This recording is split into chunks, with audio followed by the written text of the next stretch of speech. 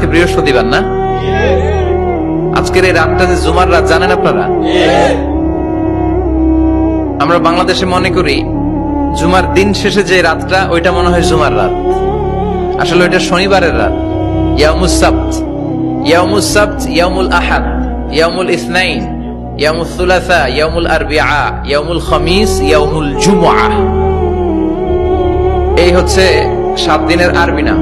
তা আজকে হচ্ছে ইয়াউমুল খামিস। এর দিনে বিশ্বনবী রোজা রাখতেন।